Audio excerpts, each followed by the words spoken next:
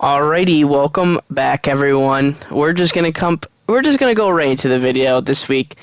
We've been away for a couple weeks, but we're back now. We had a lot of Welcome back, people. yes, basically. We had a couple weeks of everybody in our group had a very good move in their life. So just a busy couple weeks, but we're back now to making some videos. Enjoying the holidays and shit.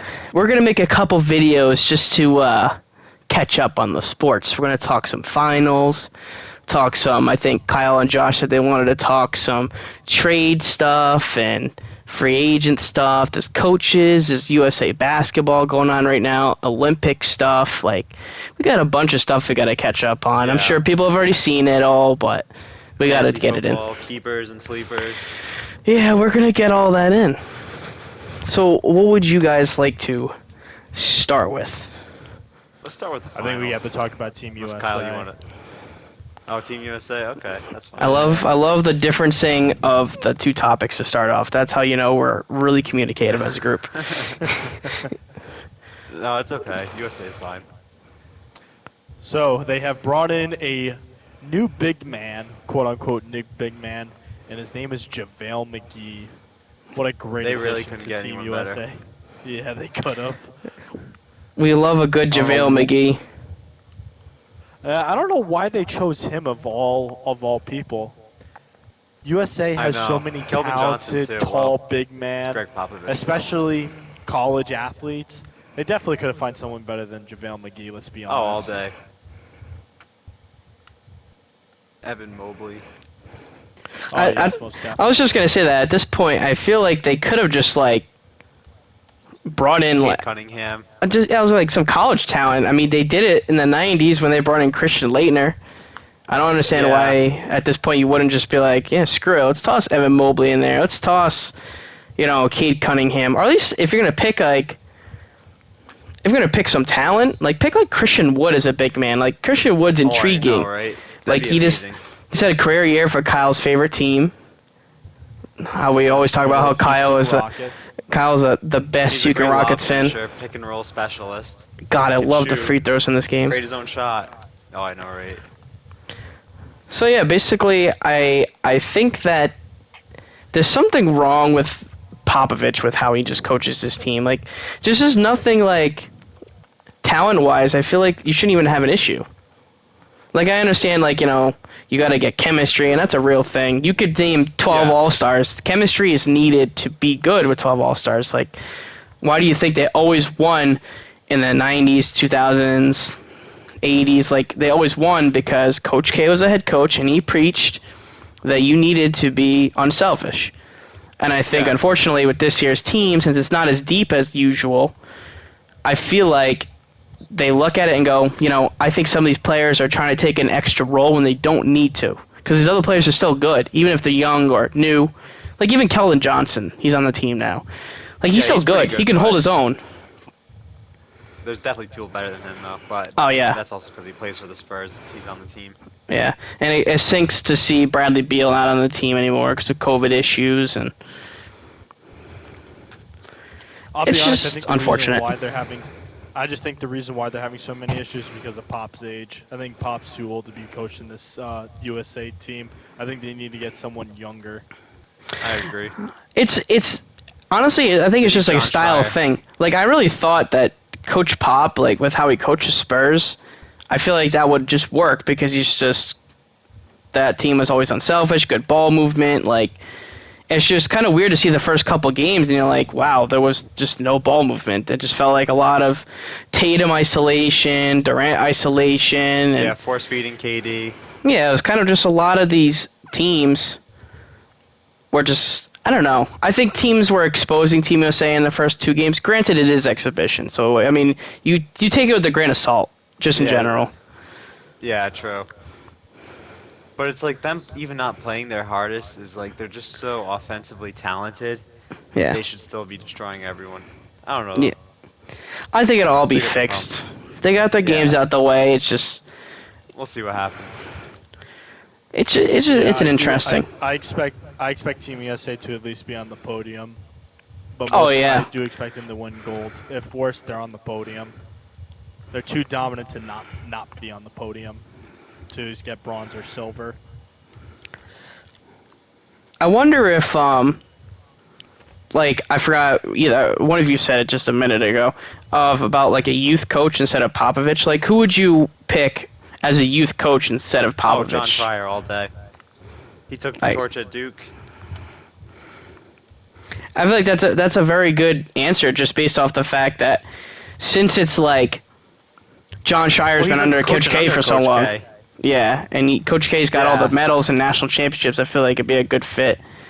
Oh, I know. It's like passing the torch in a way. Yeah.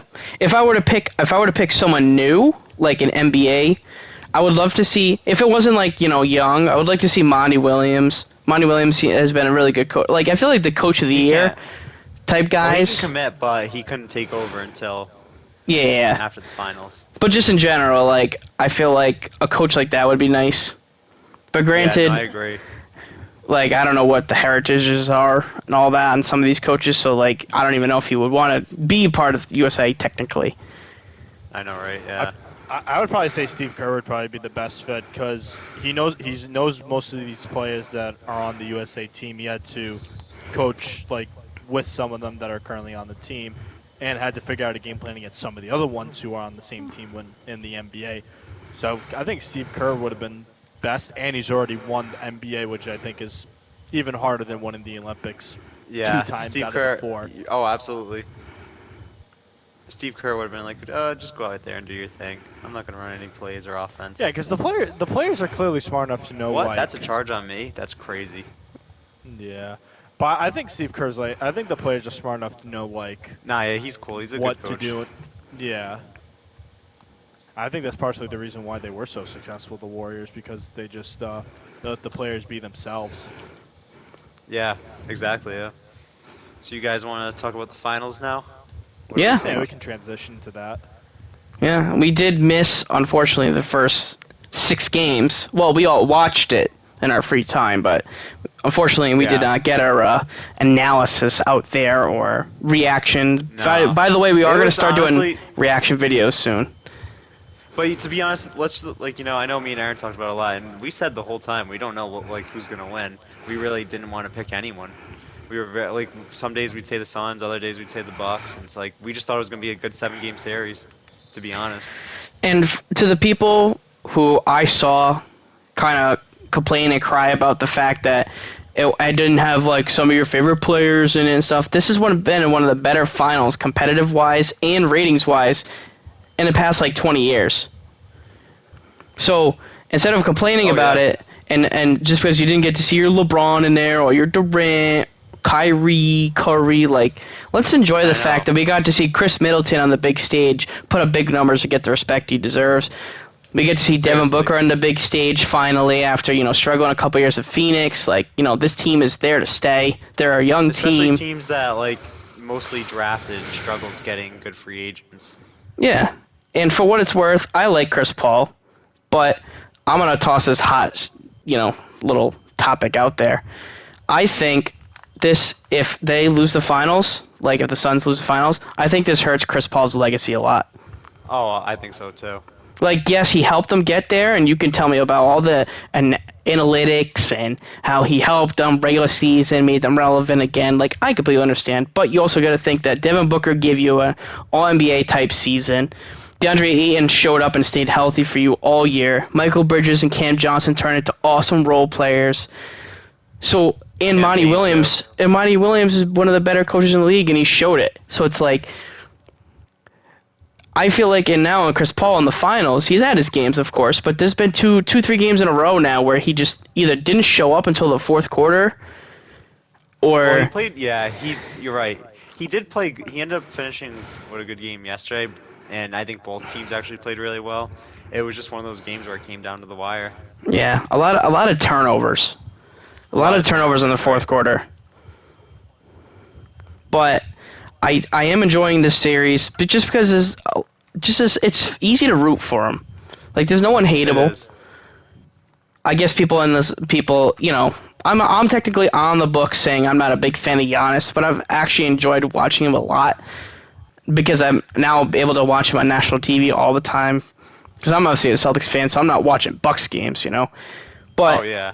every time the Celtics face the Bucks, you know, I'm seeing the complaining, the flopping, but that just goes for everyone. I'm a fan of Jason Tatum, who does it the most in the league, probably too. So I can't even sit here and be like, Jokic is the worst. Jokic is pretty bad, but I think it's just a superstar thing. Jokic, Luka, LeBron, obviously. Actually, you know, I want to add something to this, the Olympics thing as well, really quick, and then we can go back to the finals. Are we enjoying the fact the refs over in the Olympics, how much better they are, and realizing that NBA players are spoiled?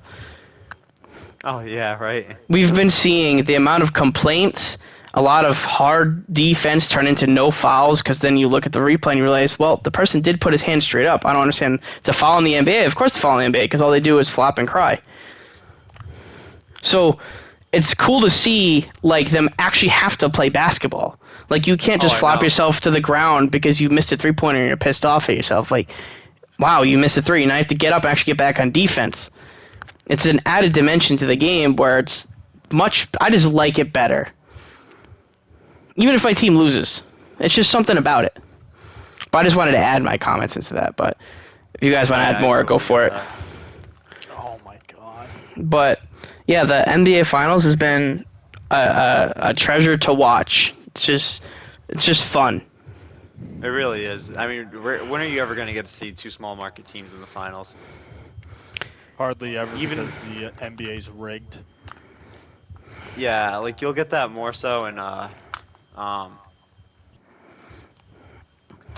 NFL. Like you'll get it's nice to see teams like Kansas City or MLB, but you know, rarely that happens when you're not getting like a New York or California team.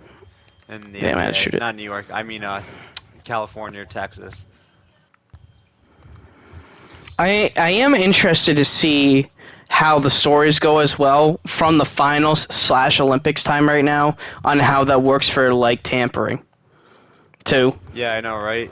Because there's a lot of players that are on Team USA and in the playoffs right now that could be potential, you know, free agents soon. Like Chris Paul is looking for a new contract, but he's looking for a big contract. But it's like, if the Suns failed to win, they could look at it and be like, oh, you know, we went to the finals. But at the same time, you went to the finals, but you lost.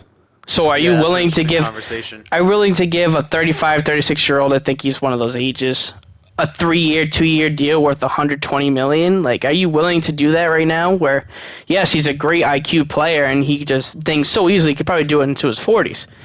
But it's like, you could also sign Rajon Rondo to give you 10 and 10 if you really want the playmaking and assets and stuff like that. Like, just interesting to see how it could go. But yeah, I agree. I should throw an alley-oop there. I don't know. It's just anything else in the basketball world you guys would like to talk about? Because we're just kind of tossing. Huge impact. We're gonna toss a bunch of cluster into a couple videos just to get our opinions in there and catch up, like we said. So yeah. We could talk about. No, you're right. Because like how? Okay, so the thing with Chris Paul, like you said, with his contract. See, I kind of think he's still like a top 15 player in the league. You know, I'd even go as far as saying top 10, but a lot of people wouldn't agree with me. Oh yeah, he's still a stud. I see his impact, like, you know, clear as day. That's just me though. I think he really is the definition of a point guard. Yeah, like he's still a stud. Though. He is kind of old. You know, he's getting close to 40. He's 36, right? Yeah, he's getting up there. So do you really like? Who would want to give him a 4-year max contract? That's crazy. It's just like. And I'm saying all these good things about him. Like, I think literally in this past year, he was like a top 15 player. Yeah. And I like Chris Paul, but it's like when I mentioned like the legacy thing, I feel like this is his legacy. Like this could be one of his last opportunities to win. And for a point guard that's so highly regarded across the league, putting him into a different echelon of point guards, because I think he's tier 2 all time of point guards. Like, is he in the Magic Johnson and Isaiah Thomases of the world? Probably not. You're right. He's fringe. But yeah, he's fringe. If he wins it this year, then it'll change that a lot. Yeah, you're like statistically and what he did for the game, he's definitely in there. But I feel like a finals appearance, especially think of the backstory of the Suns on how bad they've been. And, you know, the bubble last year where they went 8-0 and almost clawed their way into a play-in game. Yeah. So it's like... Yeah, 3 they had years the ago. momentum going, you're right. Yeah. 3 years ago, if you talked to any normal like basketball fan and you told them that, yeah, the Suns are going to go to the finals, they would laugh at you and think that you're crazy. Yeah, because it's just an absurd statement. Because you're like, but then that's like saying right now, like, oh, the Pistons will be in the finals in 3 years. Yeah, and then it's like, but it's Who like knows, telling they could them. be. No, and just imagine 3 years ago, you tell that person, oh, Chris Paul's going to be on the Suns, Devin Booker's going to be an all-NBA type guy, which is not unreasonable, but I'm just saying. DeAndre Ayton's one of the top 10 centers in the league. Cam Johnson actually didn't turn out to be a bust and turned out to be a very good role player / starter for the future. Like, think about it, how crazy this all sounds, because everybody thought, like, a lot of these players have stepped up for the Suns. But I think what a lot of people haven't talked about, and I know you guys will agree with me here, is the Suns have had one of the easiest paths, injury-wise, to the finals. And I know Chris Paul's been hurt, but the fact that they faced the Lakers, who are very injured, they faced the Nuggets, who are very injured. Yep. And then who do they face? Who do they face in the Western Conference Finals? Clippers. And the Clippers very injured. So just imagine they went through with basically a 50% LeBron and 50% Davis. Nah, I wouldn't even say that. No, I want to say they own the Lakers. No Kawhi. They would have won that. It would have been closer, I think. I would at least give it the series would go 6 or 7. But also, though, at the same time, the only thing is, like, I feel like with the Clippers series, not taking anything away from the Suns, like Reggie Jackson played unbelievably. Yeah, it's just more like the best basketball he's ever played in his career. I'm not saying they were gift wrapped technically this opportunity, but it was just the Nuggets they were gift wrapped. Nuggets, yeah, were, small fry to them. And then no Jamal Murray in that series too. It's like, yeah, it just was like it's just not a bad look, but it's like wow, now look they're facing a healthy Bucks and look what happens. You know what I mean? Like that's what the point I'm trying to make. Like you face a healthy team now, and now look at it, you could lose in 6. So it's like kind of crazy. Yeah. For the most part, the Bucks at least have all their stars, so that's all that matters. Yeah. But I don't know. I just really wanted to bring that up because I feel like also injuries have just sucked this year, just for what it's worth. Like there's just a big injury. It's been a bad year with that. It's just been a really, really, really bad injury bug. There's not much else to say to it, honestly. It just happened. Yeah, pretty much. And it was definitely because of the short off season.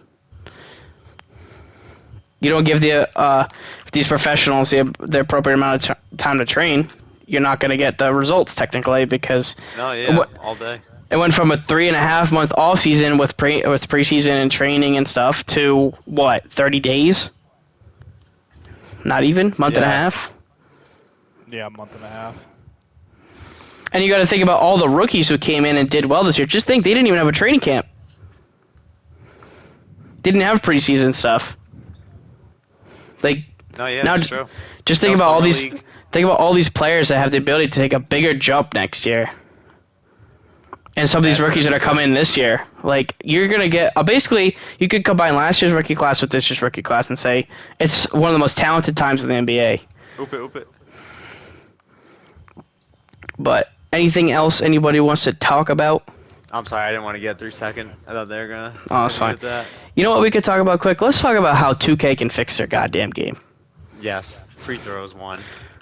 Free throws, the archetypes.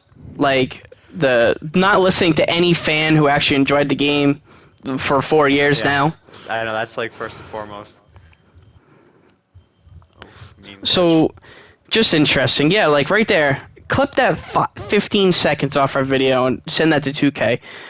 Can we talk about how the computers, when you go play a game of rec, you can't even get teammates with all the people in the world that play this game? And then I know, seriously. How they set up the computer AI. Just look at that. You could clip that play too. That's 2K. I'm glad you picked it up and slipped it. I know, right? Yeah. Nice little pleasant surprise there. Like, look, I have to double off my guy just so I don't give the dude with the sharpshooting archetype takeover the 3-pointer because our computer is not recognizing that you need to step up on him regardless.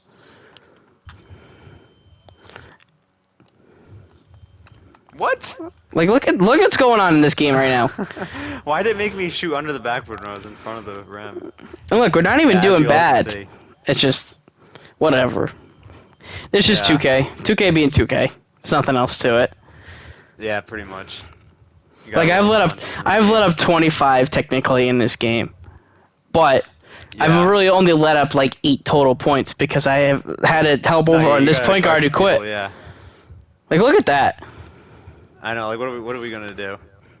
I'd rather him get blown by than him just stick back on defense. But yeah, I think it's a very interesting time in the NBA. Oh yeah, that's what I meant to do, 100%. So you know what's fun too? I know, yeah, this game is screwing us again, but I think a lot of teams trying to trade up is really cool for the first pick. You know, it talks about how good Cade Cunningham is too. Yeah, we're gonna do a mock draft video as well. I think that'll definitely come in. That's gonna be fun. We'll do a podcast format on that too. Like we'll bring it up and maybe propose some trades and pretend we're GMs and all that stuff. We'll do a whole video on that. That'd be really cool. You know, it'd be cool too, actually, if you guys want to comment like your top 5, and we'll get a consensus going, and we can compare like the consensus to ours. Agreed. I do wonder though, how much of these reports, like remember I mentioned to both of you a couple months ago how I think GMs intentionally put reports out there. Right. Like, I feel like the whole number 1 pick thing, I feel like it's one of those things. Like, I feel like if you're the Pistons, I would reject every single phone call where I have the ability to get a guy in my program and my team that's going to get me potential triple-double numbers every night as a rookie. Yeah, unless you really love Jalen Green or Evan Mobley in Detroit, then you trade down at that point. But unless you're getting, like, an ultimate fleece. But if you're Detroit and you're a team that, you got Grant now under contract for a couple more years. Like, you have some talent. You had the kid from France, the point guard from last year's draft as well. Sadiq Bey, too. Sadiq Bey. Like, you have good young pieces, but you're nowhere near contention. So if you have the ability to add, the second pick and another first next year, I guess you consider it.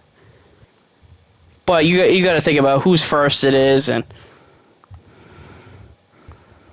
I don't know. I feel like Cade Cunningham should be the undisputed number 1 to the Pistons, and I would reject every single phone call unless you're getting a legitimate star player in return. Thunder, apparently the Thunder have interest in trading up to number 1. If I was the Pistons, I would accept Shea and it's horrible. The 7th pick or whatever they have, 6th pick. I saw a picture of that, or a TikTok video, or whatever it was. I feel like the Thunder would be giving up too much. Yeah, SGA, but oh no, I agree. SGA is proven. Yeah, but that's one of the scenarios where like, oh, if you're the Pistons, you get that legitimate trade call. Of course, you have the ability. You take it all day. You have the ability to go get Jonathan Kuminga and like Shai Gilgeous-Alexander and give away Cade Cunningham. You probably do that every time. I'm not saying, I don't know if he's gonna be there or not, but Jonathan Kuminga's on a lot of mock drafts have been going between like 4th and 7th, 3rd and 7th, maybe 2. Yeah. So. And he was the number 1 player before he reclassified. Yeah. And he was ahead of chat. Yeah, I said this in previous videos as well. I didn't like the fact, like, Jalen Green did well and Kuminga and stuff like that. Don't get me wrong. But I feel like they didn't get the actual national exposure like they thought they were going to get. And I think that also. You're right. Like, for Kuminga, if he just went to Kentucky, he would have solidified his number 1 pick. Or at least given himself a better chance. Oh, yeah, at least top 3. So, but that's all hypothetical. That's just my opinion. But I think he's a good athlete. He definitely would have dominated more in college. Yeah, like Cade Cunningham being put on the national stage for March Madness. And then... Yeah. Absolutely. And then having a good season in general. Maybe Oklahoma State went to just getting them into March Madness. Like, that's what I'm saying. Oh, all day. Everybody say hello to Kobe and Major in the background. He's going crazy. They're being bad dogs. They're part of the podcast group. That's fine. They are. They work on our audio. They're going to be in the dog pound tonight. Yeah. Which one? Snoop Dogg's or the real one? Both. I agree. So, I think, like, it's going to be a very, very interesting year. Because now the season's coming to an end. But now we're going to go back to, like, the regular, like, it feels a little bit more normal now. Like, there's still COVID issues, obviously. that's obviously not going to really go away, unfortunately. Right. It's just kind of we have to learn to stick with it and learn to live with it. So they did extend the speaking of that, they extended the play-in tournament too. Oh yeah, yes they did. Association agreed to that. I kind of like that. It's fun. Yeah, because it just gives you a reason to like. It's more for teams that have injuries in the middle of the year and then have a late run. Like I've seen a lot of teams, that were supposed to be good, but or were good and then got hurt and dropped a lot in the standings and then came back and made a run. It was fun to see the Grizzlies sneak in. That was pretty cool. And those play-in games this year were very competitive. Oh, they were. I think the only one that wasn't really competitive was the Celtics one. Well, they won pretty single-handedly against Washington. And then they got handled by the Nets. Yeah, that wasn't surprising. No, not at all. We all expected that. But other than that, what do you guys want to see in free agency? Like any big shakeups? I don't know. I don't think we're gonna see a whole lot. Where do you? You don't think Lillard's gonna get traded? I think he's gone. I think it depends. I feel like Portland's got to make I feel like Damian Lillard's gonna go up to the management and be like, make a splash too. The Knicks too. Yeah, I feel Knicks, like they always eyeball every star though. So yeah, which is their own right. They need the help. It's their own right, and it makes sense. But I feel like if you're Lillard, I feel like you got to put them in like a chokehold kind of ordeal. And the reason why I say chokehold, because you say, look, I've given it my all. I'm 30 years old here. I've given you all NBA seasons basically the past 4 or 5 years. I don't know what more I can do when I'm providing everything I can to win games. Like, there's no reason for them to not try and pair together like McCollum and Nurkic for a better center or a better wing player or something like that. Or at least if you want to go youth, do it now while Lillard is under contract. You have the ability to move him. People are very interested in him, and you'll be able to get a good package for him. Oh, all day. And the thing is, like, they've provided good teams. I'm not saying that, the Trailblazers have just kind of fallen on their asses. They haven't. They've went out and got good veteran pieces every year. The West is tough, yeah. Yeah, like, they got McCollum, who's going to give you 20+. They got Nurkic, who's going to give you top 15 center production. So bad defensively, though. It's just like they can't close out games. Yep. And, another problem for them is depth. They need a good 6th man of the year to, really propel their team. Their depth is old. Like, no offense to Melo. Like, I love Melo. Like, Melo's one of my favorite players ever. It's so tough for them, though, to get free agents in Portland, because who wants to go play in Portland? Yeah, it's kind of like, the way I look at it is, I think players love Lillard, and I think there's an easy connection to Lillard. It's just a matter of, players have now seen what's going on in Portland and how everything just seems to happen to them. So I feel like a lot of free agents or potential stars or whatever are looking at it like, I don't know if I want to go there. Like, I love Lillard, I love McCollum, but it's like... You know what, though? The thorn in the bush for them was not trading McCollum earlier. Yeah. Hey, now they got a person with Chauncey Billups as their coach now, so...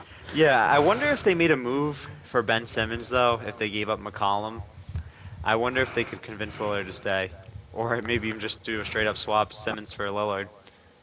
Well, Sixers would probably have to throw one more thing in, because, Lillard really is an MVP candidate. Or if they wanted to run the Lillard route, they could move, all right, we'll give you Melo and McCollum. McCollum, and, a first-round pick for Ben Simmons. I don't know how realistic that is, but for Philadelphia purposes, they get the actual, a guard who can handle the ball, who can shoot. That's not Seth Curry, but you could pair him with Seth Curry because they're both unselfish. Then you have Tobias Harris and you have Embiid, and then in Portland you have a guy who can handle the ball, play really good defensively, give you triple-double numbers, and which takes a lot of stress off Lillard, where he can just give you 30 a night, but he doesn't have to worry about so many other responsibilities. He doesn't have to worry about too much of the playmaking, the extra defensive stances and stuff like that you got to go through. No, of course, yeah. But that would also mean that you'd have to trade Nurkic, because Nurkic wouldn't. Yeah, Nurkic has got to go. He's just too injury prone at this point. You'd need more production if you want to be a contender. But another interesting trade piece is Colin Sexton too. Yeah. His name's being floated around a lot too. Yeah. Well, you know what? We're gonna do this. We'll save that topic. We're gonna push that into the next video. But before we end this video, are the Bucks gonna win Game 6 and take it home, or do you think it's gonna go 7, or do you think it's gonna go? Are the Suns gonna make a comeback? Like, what are we thinking? I don't know. I do think it's gonna get to Game 7, and I think it's anyone's game at that point. I really don't know. It's so tough for me to say. I would like to see this series go to a 7, and I would like to see the Bucks. I would like to see the Suns win because Suns have never won it before. Chris Paul's never won it before. Devin Booker's never won it before. No one on that team's ever won it before. It would just be a very nice story. And plus, Giannis has 15-plus years of being in the lead for another chance to either get to the finals and win one. So Giannis has plenty of time. Chris Paul, on the other hand, does not. Yeah, for legacy purposes, I'd like to see Chris Paul win, but I'm not opposed to either of these teams, Yeah, no, same. I really winning. I'm so indifferent about it. Like, I want to see them both win at the same time. I just don't know. Yeah, I just don't know. It's so tough. Yeah, but we're going to come right back in the next video. We're going to keep up this casual basketball talk, so please continue in part 2. We're just going to make this like a 3-part series. We'll post them back to back to back as well. So we'll be back in the next video, everyone. Yes, sir. Take it easy, boys.